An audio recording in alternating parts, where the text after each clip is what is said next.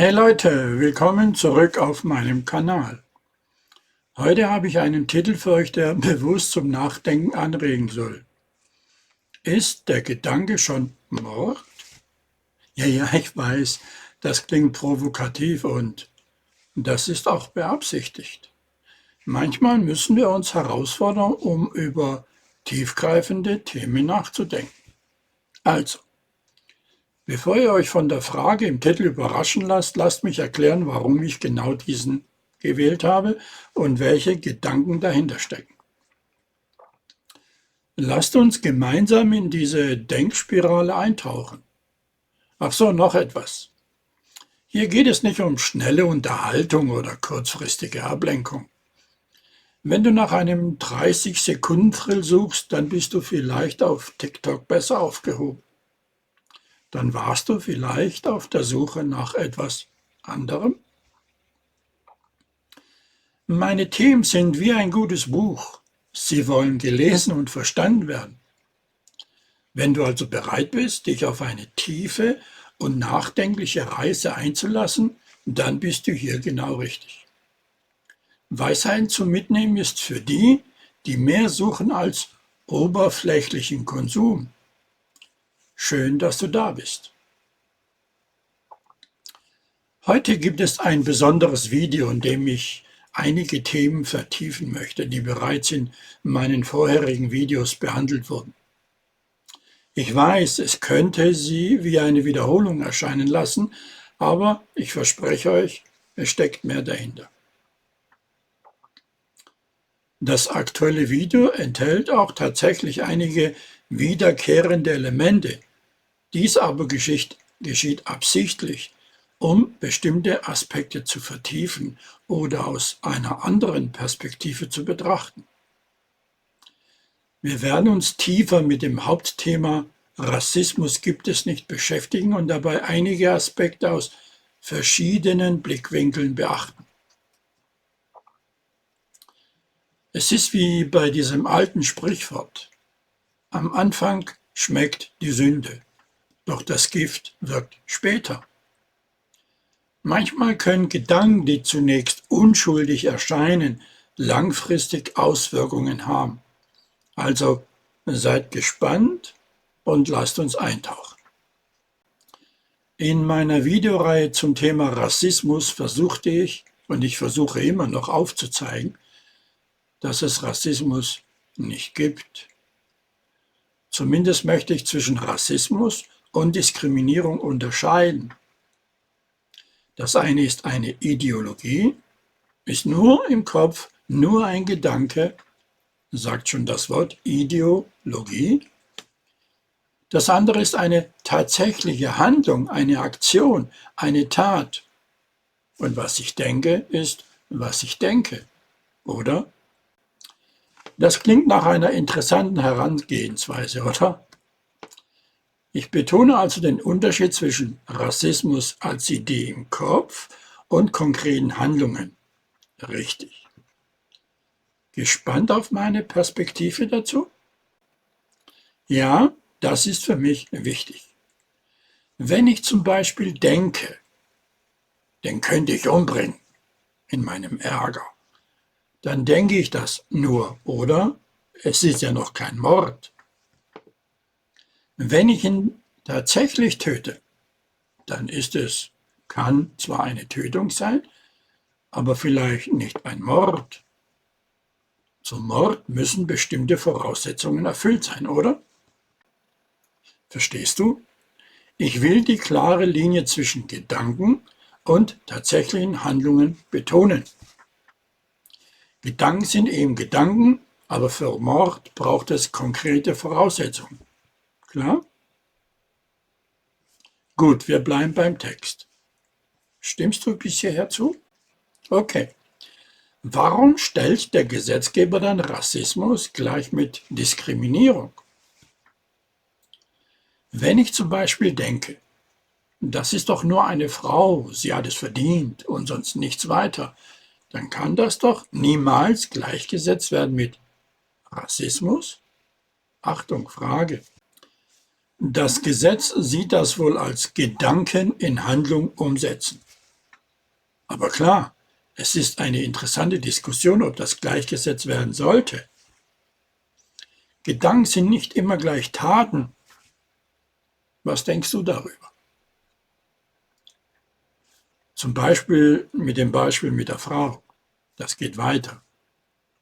Es ist nicht einmal eine Diskriminierung, denn weder bevorzuge ich sie, noch benachteilige ich sie. Ich denke. Tun tue ich nicht, oder? Verstehst du, was ich meine? Ich sehe das als bloßen Gedanken ohne konkrete Handlungen oder Benachteiligung. Es ist sozusagen nur im Kopf, ohne Auswirkungen. Jetzt bist du wohl gespannt, wie ich das auseinanderpflücken werde, gell? Was denkst du, wie solche Gedanken die Gesellschaft beeinflussen könnten, auch wenn sie nicht in Taten umgesetzt werden? Wenn ich es zum Beispiel begründen kann, keine Ahnung, zum Beispiel, nur ein Beispiel bitte, okay? Sie ist nur eine zierliche Frau mit gerade mal 45 Kilo. Wie soll sie das schwere Gewicht heben können? Also lasse ich das einen Mann machen. Wo und wie handle ich hier falsch? Wie und wo handle ich hier diskriminierend? Ich sehe das als rationale Überlegung, nicht als Diskriminierung. Wenn es auf konkreten Überlegungen basiert und nicht auf Vorurteilen, könnte man ja sagen, dass ich es aus praktischen Gründen entscheide. Es geht also nicht um eine falsche Handlung, sondern um eine sachliche Überlegung. Richtig? Klar, das ist ein banales Beispiel. Ich versuche ein drastischeres. Mich hat mal ein dunkelhäutiger Fahrgast mit den Worten: „Ich werde dich töten, du Arschloch. Du kennst mich nicht. Ich werde dich töten", gedroht. Das ist eine Drohung. Ja, aber noch lange kein Mord. Also könnte er wegen der Drohung belangt werden, jedoch nicht wegen Mordes. By the way, er hat mich auch einen Rassisten beschimpft, aber das sei hier nebenbei bemerkt. Ich bin mir absolut sicher, dass er nicht einmal weiß, was das Wort bedeutet. Genau, das wäre eine Drohung, keine konkrete Handlung. Drohungen können Konsequenzen haben, aber das ist nicht dasselbe wie ein tatsächlicher Mord. Da sehe ich die Nuancen. Das ist sinnig, oder etwa nicht? Es kann sogar passieren, dass er vor Gericht freigesprochen wird, oder? Könnte. Alles eine Sache der Interpretation. Genau. Es könnte sein, dass es auf die Interpretation ankommt und dass er möglicherweise freigesprochen wird. Recht kann manchmal echt tricky sein. Viel hängt von den Details und den Interpretationen ab. Was denkst du über solche Grauzonen im Gesetz? Sei es bei Drohungen, auf dieses Beispiel bezogen, oder bei Rassismus und Diskriminierung oder allgemein. Wie siehst du persönlich diese Grauzonen und wie sie das Verständnis von Recht beeinflussen? Was mich betrifft, nun, ich bin kein Jurist, aber meine Antwort ist: Warum gibt es diese Grauzonen? Gibt es wirklich Grauzonen? Warum wird dieser Mensch unter Umständen freigesprochen? Weil eine Drohung ist doch eine Drohung. Dafür gibt es festgelegte Definitionen. Bei Rasse und Rassismus gibt es diese nicht. In einigen Fällen mangelt es tatsächlich an klaren Definitionen, was zu Unsicherheit und Interpretationsspielraum führt. Das kann definitiv zu unterschiedlichen Urteilen und möglicherweise auch Freisprüchen führen. Klare Definitionen könnten hier für mehr Klarheit sorgen. Wie siehst du das in Bezug auf Rassismus und Diskriminierung?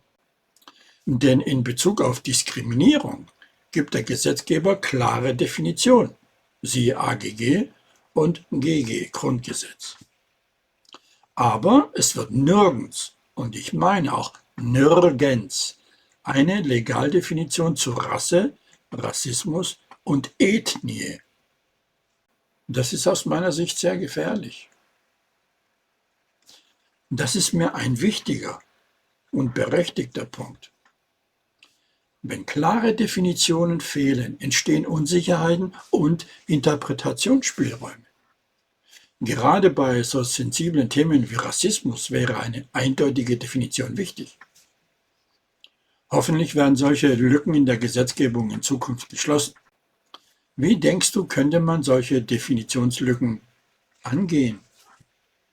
Indem man Rasse, Rassismus und Ethnie aus dem Gesetzbuch streicht. Denn es wird schwierig sein, diese Begriffe präzise zu definieren. Durch das Streichen solcher Begriffe könnte man rechtliche Unklarheiten vermeiden. Es stellt sich dann für manche die Frage, wie man stattdessen gegen Diskriminierung vorgeht. Halt, möchte ich da rufen. Diskriminierung an sich ist klar definiert und bleibt bestehen. Siehe Grundgesetz Artikel 3 FF und auch im AGG. Es ging eher um die Herausforderung bei der Definition von abstrakten Begriffen wie Rasse, Rassismus und Ethnie. Nur hier für die Klarstellung. Was denkst du über die Streichung? Ja, ich weiß, das wäre definitiv ein radikaler Ansatz. Ich weiß. Durch die Streichung könnte man versuchen, potenzielle Unsicherheiten zu vermeiden. Allerdings wäre es wichtig sicherzustellen, dass der Schutz vor Diskriminierung weiterhin effektiv bleibt. Wie könnten jetzt Alternativen aussehen? Es geht also darum, einen effektiven Schutz vor Diskriminierung zu gewährleisten. Welche Wege könnten deiner Meinung nach genutzt werden, um dies zu erreichen? In allererster Linie sehe ich das in unserer Kindeserziehung. Die Grundlagen für ein respektvolles Miteinander und die Vermeidung von Diskriminierung werden bereits in der Kindeserziehung gelegt. Es ist entscheidend, Werte wie Toleranz und Vielfalt zu vermitteln. Was denkst du, wie können Eltern und Erziehungsberechtigte dazu beitragen? Ganz einfach, indem sie sich damit auseinandersetzen, zum Beispiel mit NVC. Absolut, sich aktiv mit Themen wie gewaltfreie Kommunikation, NVC, auseinanderzusetzen, kann einen positiven Einfluss auf die Erziehung haben. Das schafft eine Basis für ein respektvolles Miteinander und fördert Verständnis. Eine gute Sache.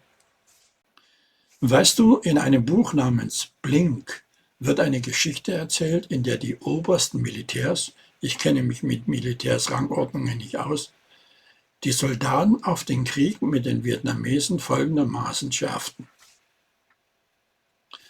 Am Anfang war es Ameisen, also die Vietnamesen, die zertreten werden müssen.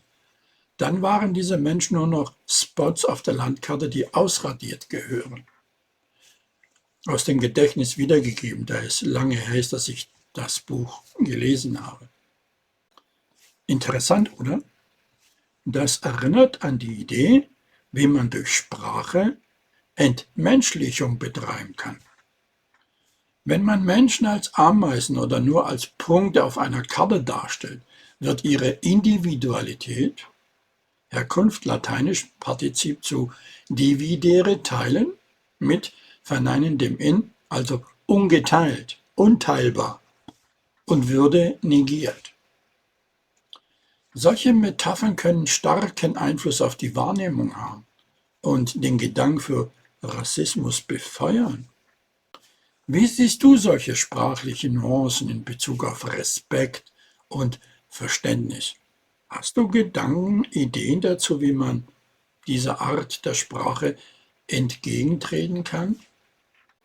Mit aktiven Handlungen seitens der Eltern. Krishnamurti, einer meiner vielen Lieblingsgelehrten, sagte mal Folgendes: As long as you have immediate pleasures, immediate satisfactions, you really don't care. You don't care for your children if they are murdered. You really have no deep love affection for them. If you had, you would prevent all wars. So apparently none of these things mean anything to you. Auf Deutsch: Solange Sie unmittelbares Vergnügen, unmittelbare Befriedigung haben, sorgen Sie sich nicht wirklich. Sie sorgen sich um Ihre Kinder nicht, dass sie ermordet werden könnten. Sie haben wirklich keine tiefe, liebevolle Zuneigung zu ihnen. Wenn Sie sie hätten, würden Sie alle Kriege verhindern. Anscheinend bedeutet keines dieser Dinge Ihnen irgendetwas. Krishnamurti bringt hier einen sehr starken Punkt hervor. Wenn Eltern ihre aktive Rolle in der Gestaltung der Zukunft ihrer Kinder einnehmen, könnte dies dazu beitragen, gewalttätige Handlungen und Kriege zu vermeiden. Es erfordert ein tieferes Interesse und Engagement für die Welt, in der die nächsten Generationen aufwachsen werden. Was denkst du, wie können Eltern dieses Interesse wecken und fördern? Vorleben und sich nicht wie Ärsche verhalten. Ich kann dir als Busfahrer Geschichten erzählen, da haut es dir die Sicherung raus. Vorleben ist definitiv ein kraftvolles Mittel. Eltern, die respektvolles Verhalten zeigen, prägen ihre Kinder nachhaltig. Ich möchte hier nur eine dieser Geschichten teilen. Mehrere Autos parken auf der Bushaltestelle an einem Gymnasium. Bitte beachte, Gymnasium. Als ich ein paar darauf aufmerksam gemacht habe mit den Worten, Sie wissen, dass Sie auf Haltestellen parken, war die Antwort, hier ist weit und breit kein Bus. Und wie nennen Sie das? Frage ich und zeige auf meinen Bus. Das kann man auch netter sagen, sagt mir eine Mutter. Noch netter? Fragte ich. Das ist doch asozial. Ich mache es kurz. Ich habe eine Anzeige wegen Beleidigung erhalten. Ich hätte sie Arschloch und asozial beleidigt. Abgesehen davon, dass ich eine Frau niemals, ich betone, niemals, starkes Wort, ich weiß, als Arschloch beschimpfen würde, ist es nicht möglich, eine Person asozial zu beschimpfen. Es ist immer die Handlung. Da sind wir wieder. Aber gut, frei nach Johann Wolfgang von Goethe. Es hört doch jeder nur, was er versteht. Was sollen Kinder durch so ein Verhalten ihrer Eltern lernen? Was? Die Anzeige wegen Beleidigung scheint darauf hinzuweisen, wie unterschiedlich Menschen bestimmte Begriffe interpretieren und wie solche Situationen zu Missverständnissen führen können. Die Anspielung auf Goethes Zitat, es hört doch jeder nur, was er versteht, bringt die Herausforderung der Kommunikation auf den Punkt. Es verdeutlicht, dass Menschen Begriffe unterschiedlich interpretieren können, abhängig von ihren eigenen Erfahrungen und Perspektiven. Die Frage, was Kinder durch solche Konfrontation lernen, ist berechtigt, oder? Sie könnten lernen, wie wichtig es ist, sorgfältig zu kommunizieren und sich bewusst zu sein, dass Worte unterschiedlich verstanden werden können. Auch die Rolle von Eltern als Vorbilder und ihre Fähigkeit, Konflikte respektvoll zu lösen, wird hier deutlich. Es geht, dass es nicht nur um die Worte selbst geht, sondern auch um die Art und Weise, wie sie verwendet werden und wie sie von anderen interpretiert werden können. Dies unterstreicht die Bedeutung von Kommunikation und Verständnis in der Gesellschaft. Das klingt nicht nur nach einer herausfordernden Situation, das ist eine. Es ist schade, wenn solche Konfrontationen zu Missverständnissen und rechtlichen Schritten führen. Die Frage, was Kinder daraus lernen, ist aus meiner Sicht mehr als berechtigt, mehr als nur wichtig. Wie könnten solche Situationen besser gelöst werden, um ein positives Beispiel für die Kinder zu setzen?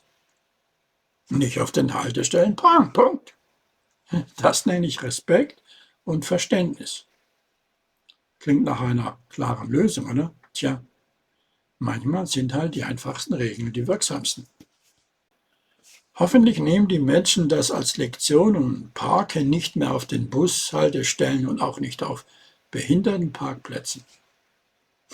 Das bleibt wohl ein Traum. Es ist der Gedanke. Jetzt sind wir wieder beim Denken und Tun. Was glaubst du, wie das Ansehen von Busfahrern ist? Genau. Es ist sehr bedauerlich, wenn solche Vorfälle das Ansehen von Busfahrern beeinträchtigen. Menschen sollen die Herausforderungen und Verantwortung, die mit dem Job einhergehen, besser verstehen. Das Ansehen von Berufen kann oft von einzelnen Erlebnissen beeinflusst werden. Wie denkst du, könnte man das Image von Berufen verbessern? Nun, herausfinden, warum es dieses Ansehen hat. Genau, das ist ein sehr wichtiger Schritt. Wenn man die Gründe für ein bestimmtes Image versteht, kann man gezielt daran arbeiten, Missverständnisse zu klären und das Verständnis zu fördern. Offene Kommunikation und Aufklärung könnte dabei hilfreich sein. Nur keine der Seiten hat darin ein Interesse. Ja, das ist meine Erfahrung, zumindest als Busfahrer, Lkw-Fahrer und Taxifahrer. Und dabei liebe ich es, mich mit Menschen zu umgeben. By the way, es ist nicht möglich, mich zu beleidigen. Das ist leider oft eine Herausforderung. Es erfordert Engagement von beiden Seiten, um Missverständnisse zu überwinden und das Image zu verbessern. Vielleicht gibt es Möglichkeiten, positive Geschichten oder Initiativen zu teilen, um ein ausgewogeneres Bild zu schaffen. Was denkst du, könnte dazu beitragen? Aus meiner Sicht nichts. Leider. Geschichte wiederholt sich. Es gibt so viele Menschen, auch Autoritäten, die es versucht haben, leider ohne nachhaltigen Erfolg. Oder makaber, ich weiß. Ein dritter Weltkrieg und es überlebt nur ein Mädchen und ein Junge, unverseucht und rein in der inneren Einstellung. Das ist sicherlich eine makabre Vorstellung, aber es unterstreicht die Herausforderungen bei der Veränderung von tief verwurzelten Ansichten. Vielleicht gibt es dann noch kleinere Schritte, um das Verständnis zu verbessern, auch wenn es nicht perfekt ist. Jeder Beitrag, egal wie klein, kann einen Unterschied machen. Was denkst du? Nun, was mich persönlich betrifft, das ist der Grund, warum ich solche Beiträge mache. Nur interessiert das niemanden? Okay, kaum jemand. Polemik und Kompromittierung sind angesagt, Klicks und Follower und das schnelle Geld sind angesagt. Es ist frustrierend, wenn konstruktive Beiträge oft übersehen werden und polemische Diskussionen im Vordergrund stehen. Dennoch könnten solche Beiträge langfristig positive Veränderungen bewirken, auch wenn es Zeit braucht. Es erfordert Geduld und Ausdauer. Vielleicht finden sich mit der Zeit Menschen, die sich für diese Perspektiven interessieren. Leider sind das wenige, sehr, sehr wenige. Aber manchmal sind es gerade diese wenigen Menschen, die einen bedeutenden Einfluss haben können. Auch wenn es nur wenige sind, kann ihre Unterstützung einen großen Unterschied machen. Es braucht Zeit. Und da sind wir wieder bei den Eltern und der Gesellschaft. Vorleben. Es braucht ein ganzes Dorf, um ein Kind zu erziehen. Kinder lernen nicht allein von ihren Eltern. Die Regeln eines Miteinanders erfahren sie auch durch den Nachbarn, die Bäckerin, den Friseur, Freunde, durch Bücher, Fernsehen. Bücher, was ist das? Aber auch durch den Erzieher, die Lehrerin, Kindergärtnerin und eben durch die Vorbildfunktion einer Regierung. Und die Welt, die wir ihnen aktuell auftischen, ist mir zu sehr in rosa und hellblau kontrolliert gehalten. In einer Welt, die so vielfältig ist, brauchen wir definitiv mehr Farben im Mix. Man wird ja wohl noch laut denken dürfen. In diesem Sinne, die Beziehung, die wir zu unseren Kindern führen, prägt ihre Beziehung zu sich selbst und ihrer Umwelt. Und ihrer Umwelt. Hier sind einige Überlegungen im Zusammenhang mit dem Thema. Erstens, Selbstwertgefühl und Selbstbild. Die Art und Weise, wie Eltern ihre Kinder behandeln, beeinflusst maßgeblich deren Selbstwertgefühl oder Selbstbild. Positive Bestärkung, Respekt und Liebe fördern ein gesundes Selbstbewusstsein, während negative Erfahrungen zu Selbstzweifeln führen können. Zweitens, Empathie und Beziehungsfähigkeit. Die Beziehung zu den Eltern ist oft das erste Modell für zwischenmenschliche Beziehungen. Kinder lernen durch die Interaktion mit ihren Eltern, wie man Empathie zeigt, Konflikte löst und Beziehungen aufbaut. Dies prägt ihre späteren Beziehungsfähigkeit. Drittens, Werte und Moralvorstellungen. Eltern sind wichtige Vermittler von Werten und moralischen Vorstellungen. Die Art, wie sie Entscheidungen treffen und Konflikte lösen, beeinflusst die moralische Entwicklung ihrer Kinder. Dies wiederum beeinflusst, wie die Kinder ihre Umwelt wahrnehmen und mit ihr interagieren. Viertens, Umweltbewusstsein und Verantwortung. Die Beziehung zu den Eltern beeinflusst auch das Umweltbewusstsein der Kinder. Durch die Vorbildfunktion ihrer Eltern lernen sie, Verantwortung für sich selbst und ihre Umwelt zu übernehmen. Das schafft eine Grundlage für ein verantwortungsbewusstes Handeln in der Gesellschaft. Kommunikation und Ausdrucksfähigkeit, da sind wir wieder. Die Art, wie Eltern mit ihren Kindern kommunizieren, prägt deren Fähigkeit, ihre Gedanken und Gefühle auszudrücken. Eine offene und unterstützende Kommunikation fördert die emotionale Intelligenz und die Fähigkeit zur verbalen Artikulation. Insgesamt zeigt das Zitat, dass Eltern eine bedeutende Rolle dabei spielen, wie ihre Kinder sich selbst und ihre Umwelt verstehen.